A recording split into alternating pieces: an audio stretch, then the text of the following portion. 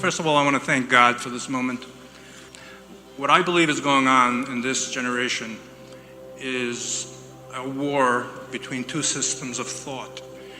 One system being that we're made in God's image and that life has sanctity, we have human rights, and as such, it's God's purview how many of us live on the planet, how long we live, if we live free.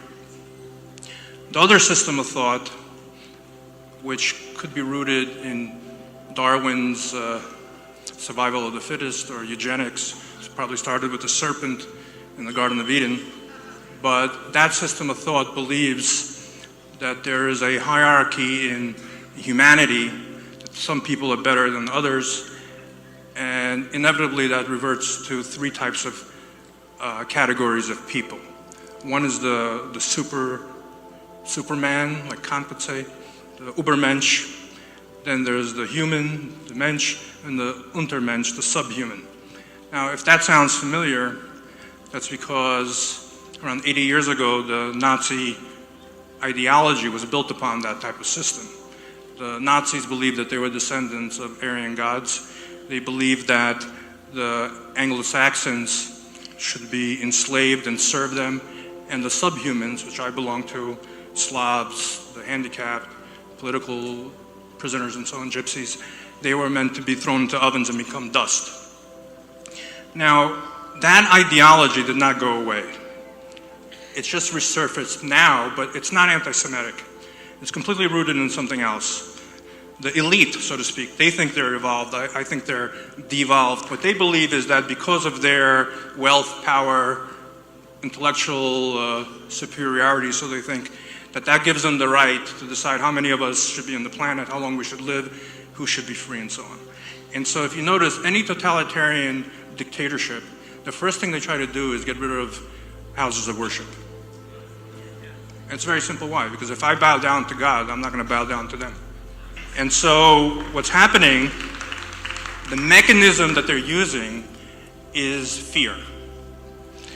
There's a global mass psychosis where these depraved animals, what they've done is used the media and created a false narrative that has led us to be living in chronic anxiety and fear and human isolation. If anyone studied psychological warfare, you'll know that those 2 points, anxiety and human isolation, will cause most people to decompensate psychologically and become very vulnerable and gullible and easy to manipulate. And then they offer the false golden calf of this, so to speak, as a false promise, and people gravitate towards it as a short-term measure to relieve their anxiety. It's not intellectual, it's purely emotional. And if you challenge someone, even the most intellectual people, but who have fallen into this trap, if you challenge them, they become belligerent because what you're really doing is bringing them back into that anxiety state that they so definitely don't want to be in. So the reality here is I'm a big fan of King David and his Psalms, and he gives a very good prescription for life. He says, turn away from bad, do good, and live. You know, we thought we used to live in freedom. And you know, freedom isn't free. We were free, or we thought we were free, because of the sacrifices of the previous generations. The question is, will our children be free? And the answer depends, are we willing to sacrifice? This is our storming the beaches of Normandy moment. This generation has been tasked with the ability and the responsibility of looking at the primordial serpent right in the eye and saying no and decapitating him. And the only reason why this has happened is because we're letting it happen. Because there's many more of us than them. And the tactic of the enemy is to scare us and divide us. And when we're divided, that's when they could pounce at us in sections. And the answer, the solution to that is to rise up in hopefully nonviolent civil disobedience, reject all tyranny, reject the dictates of the demented puppet in the White House, and realize that we're fighting a well-entrenched enemy that has a head start. However, we have something they don't have, which is called the God scalar. This is a David versus Goliath situation, and we are the David, collective humanity of God consciousness. The enemy wants to destroy God consciousness. We have to go in the opposite direction. We need to instill into our children basic morality, and what I mean by that is we should take our children out of public schools. For many years, the public school system has attempted to destroy the souls of our children by teaching them depravity, normalizing depravity. Many of you know that there were two cities in the Bible that were destroyed, Sodom and Gomorrah. And the question is asked, why were they destroyed? So one answer is because they were immoral, but that's not the answer, because every place was immoral. What was so unique about them? So one of the answers is they normalized immorality. They made it the law of the land.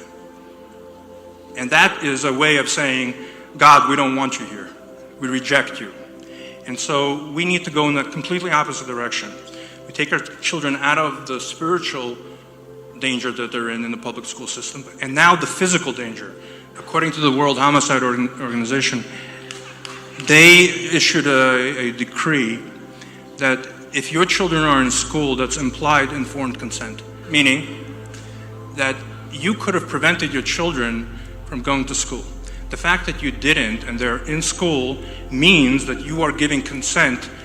So now they're attacking not only the souls but the bodies of our children. You know, in decent societies, parents sacrifice themselves for the well-being of their children. This is a biblical war. This is a war that goes from the very beginning of creation itself. But we could reject it. We could say no. We can turn to God. And here's my advice. Creation is dynamic. It's every instant of time is an act of recreation. What that means is you're not alone. That means God is making you. And if He's making you, He's with you. So we know that anxiety, fear, only lives in the psychological and emotional space where the consciousness of God is absent. If you fill that void with God consciousness, by the way, it's hard work. To be mindful of the divine constantly is hard work. But so what? This is what's necessary in order to withstand this onslaught on the human soul, on the collective human soul, on the collective human goodness, and the fact that we're made in His image. So my blessing to the whole world, to all decent people, is rise up.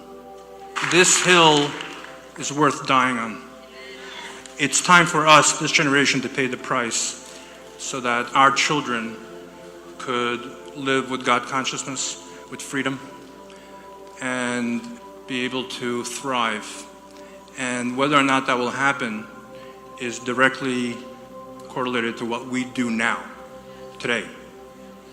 And so it is my sincere prayer and hope that like-minded, God-consciousness and people should collate together into cities of refuge, of decency. And even though the majority of the world are continents of tyranny, I know that, but nevertheless, a little light pushes away a lot of darkness. We all come from the same source. My 4-year-old daughter at one time told me, "Daddy, you're my brother." I said, "What do you mean?" She goes, "Well, God is my father and He's your father." So we're all brothers and sisters, and we all are made in the image of God. We all are given the gift of consciousness, the gift of free choice, and we should all use that gift in the right way by choosing to put on the yoke of heaven and take the yoke of our own fears and the yoke of other people's evil agendas off of us. Because there's only one type of free person in the world, and that's someone who chooses to be a servant of God.